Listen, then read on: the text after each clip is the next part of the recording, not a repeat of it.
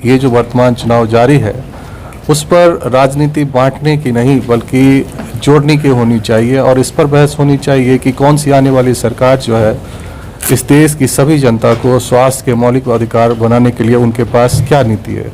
यहाँ मैं एक head of the department of cardiology का, मेरी जो कार्य अवधि है वो 3 साल से ज़्यादा नहीं हो सकती है, लेकिन एक अपराधी चिकित्सा अधीक्षक जो कि सत्यापित भ्रष्ट व्यक्ति है वो 3 साल के कार्यकाल 6 मई 2024 को पूरा कर चुके हैं, लेकिन उसके बाद भी ये बने हुए हैं और ये सब हो रहा है प्रधानमंत्री जी के संसदीय क्षेत्र में, जिसकी पूरी सूचना प्रधानमंत्री जी को है क्योंकि अभी कुछ दिन पहले ही प्रधानमंत्री जी यहाँ से गए हैं। और संस्थान अगर कमज़ोर होगा तो बीजेपी के लोग भी उसमें नहीं पढ़ पाएंगे और दूसरे विपक्ष के लोग भी नहीं पढ़ पाएंगे। कौन सा ऐसा संबंध है, कौन से ऐसे लेन देन है जो रिश्ते को अपने इसको हटाने से डर रहे हैं कि अगर हटा देंगे तो मेरा राज खोल देगा। इस पर कार्रवाई नहीं करेंगे तो आम जनता में प्रधानमंत्री जी के विरुद्ध गलत भावना जा रही है और उससे उनको चुनाव में नुकसान हो सकता है।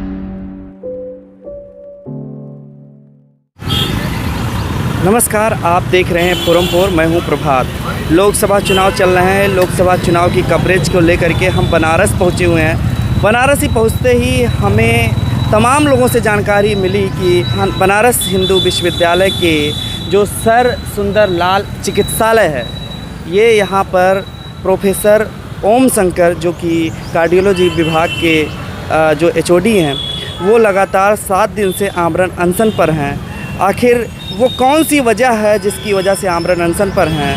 और मोदी जी जब अभी अपने नामांकन दाखिल कर रहे थे उस वक्त भी इस चीज़ को लेकर के मोदी सरकार के समक्ष प्रदर्शन करने की भी बातें सामने आई। छात्रों के द्वारा इस विषय को लेकर के मांग की गई कि सुनवाई हो, लेकिन अभी तक कुछ सुनवाई नहीं हुई। इसी विषय को लेकर के हम इस अस्पताल के जो प्रोफेसर ओम शंकर है जो आमरण अनशन पर हैं, उनसे बात करने के लिए जा रहे हैं। बनारस हिंदू विश्वविद्यालय में कार्डियोलॉजी विभाग में जो प्रोफेसर डॉक्टर ओम शंकर हैं, वो लगातार 7 दिन से आमरण अनशन कर रहे हैं। हम यहाँ पर उनसे बात करने वाले हैं कि आखिर क्या वजहें हैं जिनकी वजह से वे आमरण अनशन पर लगातार बैठे हुए हैं और अपनी बात कहना चाहते हैं, लेकिन अभी इस पर कोई कार्रवाई दिखती हुई नज़र नहीं आ रही है। क्या पूरा मामला है, इस बारे में बात करेंगे। यहाँ पर एक बैनर भी लगा हुआ है, कक्ष संख्या 19 है। ये आमरण अनशन लिख रखा है इसमें। 11 मई से शुरुआत है, 11 बजे से। और यहाँ पर हृदय रोग विभाग के सुपर स्पेशलिस्ट भवन में आवंटित संपूर्ण 4था तल एवं 5वां तल का आधा तुरंत मरीजों के लिए खोले जाने को लेकर के ये आमरण अनशन डॉक्टर साहब कर रहे हैं। यहाँ पर मरीजों को भी देख रहे हैं लगातार ओपीडी में और यहाँ पर लेटे हुए हैं। जानना चाहेंगे कि सर क्या पूरा मामला है, क्या कहते हैं? सबसे पहले जो पृष्ठभूमि ये है कि हम लोग लगातार 1.5 दशक से इस देश में स्वास्थ्य के मौलिक अधिकार की लड़ाई लड़ रहे हैं। यानी इस देश की हर जनता को स्वास्थ्य की सेवाएं कम खर्च या बिना खर्च के उपलब्ध हो। जो कोई भी अस्पताल में इलाज हो जाए उसको स्वास्थ्य सेवाएं बिना किसी पैसे के उपलब्ध हो, चाहे वो अडानी हो, चाहे कोई गरीब व्यक्ति गांव में रहने वाला हो। इस आंदोलन के तहत ही इस देश में आप देखे होंगे कि आयुष्मान भारत और ऐसी प्राइमरी हेल्थ केयर के एम्पावरमेंट और फिर हेल्थ बजट में कहने के लिए कि हमने हेल्थ बजट में इम्प्रूवमेंट किया है, सरकार द्वारा ये कही है। और बनारस में उसी के तहत जो है हम लोग एक काशी हिंदू विश्वविद्यालय से अलग एम्स की स्थापना की मांग कर रहे थे और कर रहे हैं, जो आज भी पूरा नहीं हुआ है। जबकि हमारे सांसद जो है वो प्रधानमंत्री जी हैं और यहाँ की जनता, चूँकि यहाँ आसपास के कई राज्यों से मरीज आते हैं, यहाँ पर मरीज का लोड जो है बहुत ज़्यादा है और वैसे लोग आते हैं जिनको सुपर स्पेशलाइज्ड केयर की आवश्यकता होती है और जिनके लिए एम्स जैसे अस्पताल का निर्माण जो है अत्यंत आवश्यक है। तो वो मांग जो है वो एक पहले से मांग थी, लेकिन इसमें ऐसा नहीं है कि सरकार ने कुछ नहीं किया।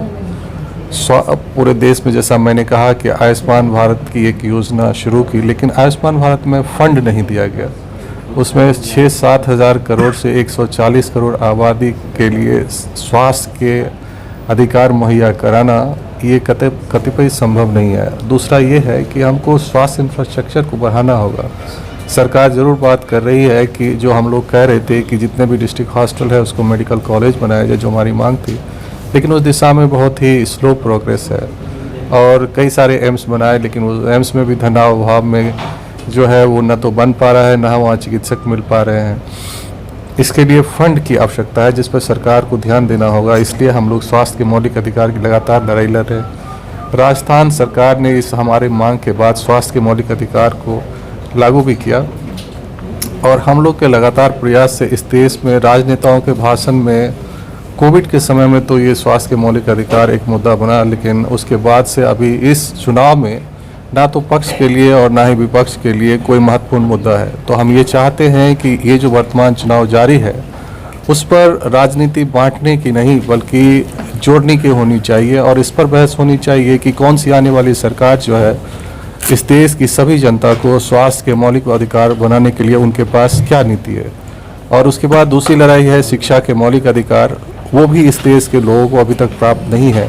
सिर्फ 14 साल की आयु तक के बच्चों को ये शिक्षा के मौलिक अधिकार कहे जा रहे हैं, लेकिन उसके लिए भी ज़्यादातर जो है वो निजी संस्थानों के ऊपर ही लोग आश्रित हैं। तो कहने के लिए शिक्षा के मौलिक अधिकार है, लेकिन वो भी बिना धनाभाव में वो भी आज इस समाज के लागू नहीं है।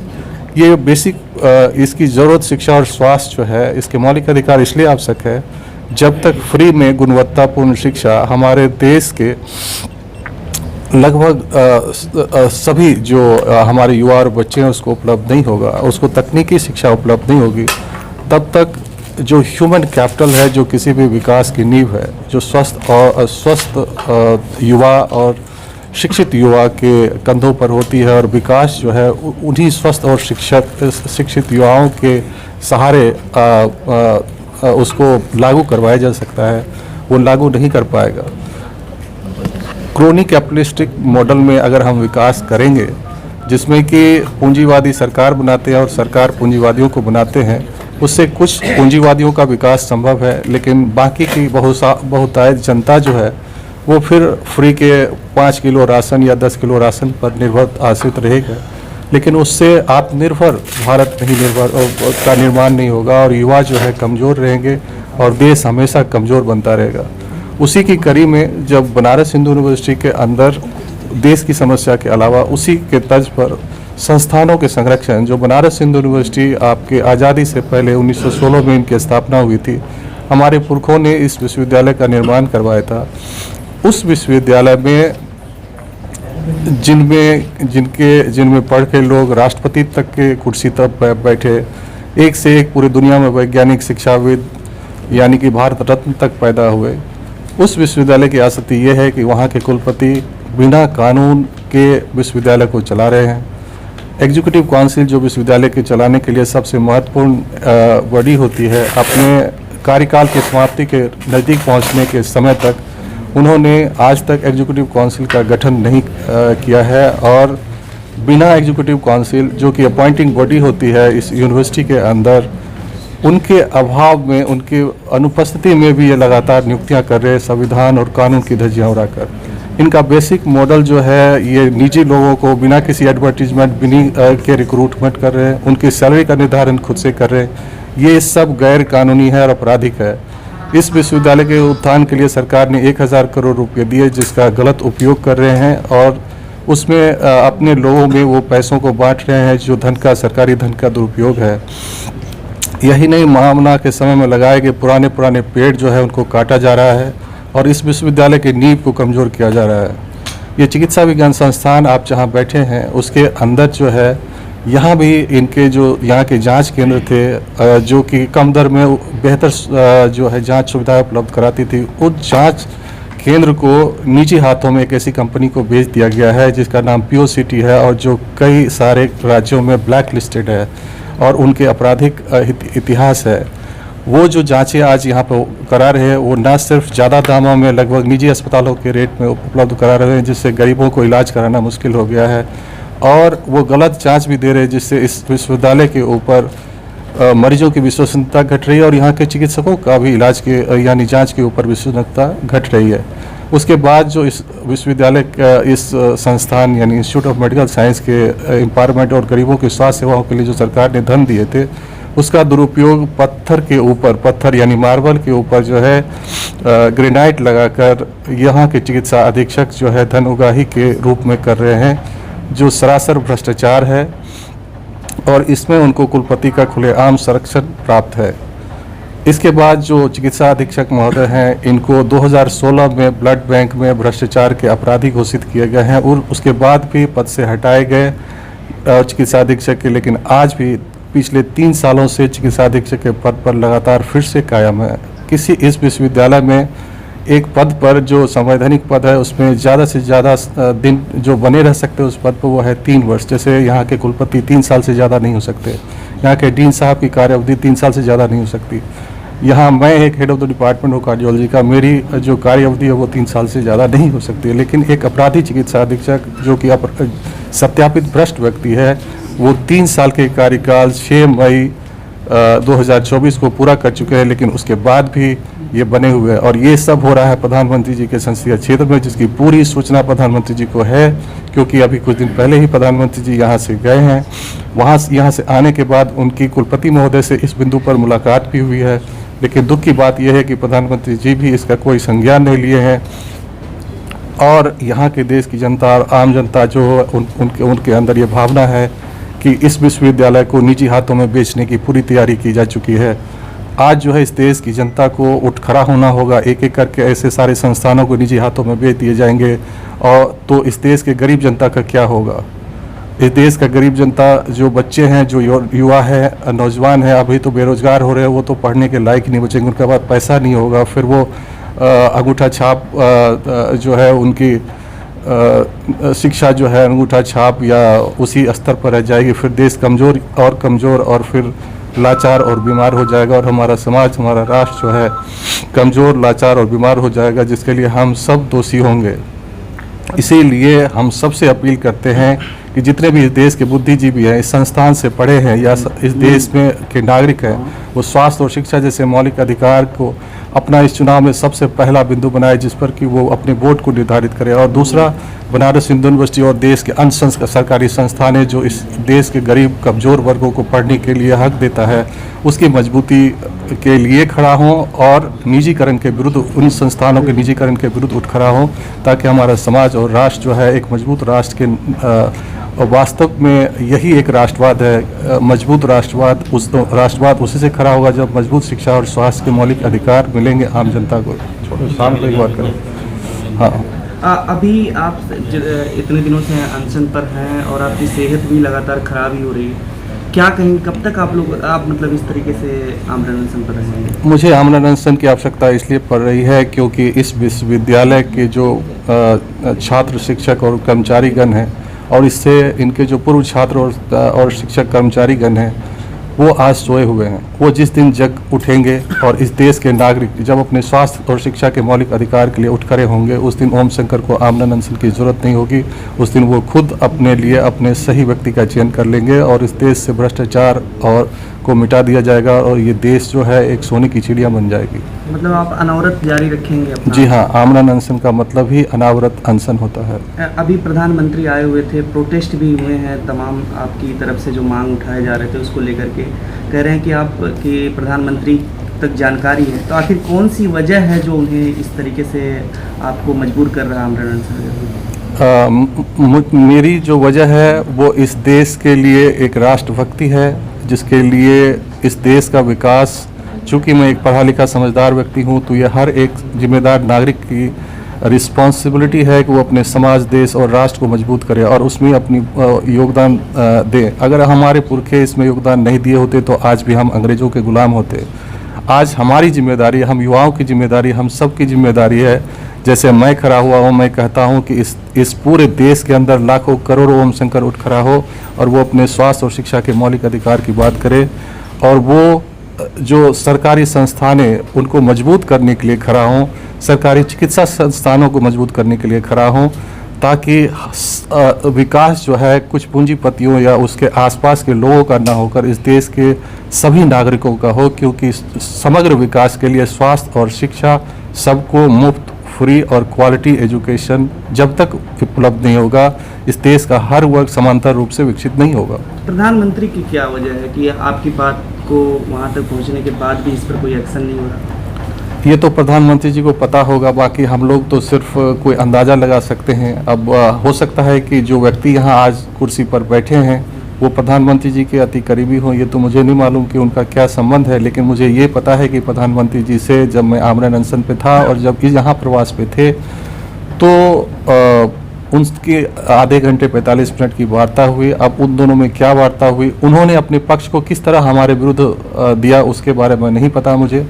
चूँकि प्रधानमंत्री जी मुझे बुलाकर अगर मेरा पक्ष जान लिए होते, मैं क्या कह रहा हूँ उसको सुन लिए होते, तो शायद हो सकता है कि प्रधानमंत्री जी को मेरी बात ज़्यादा अच्छी लगती।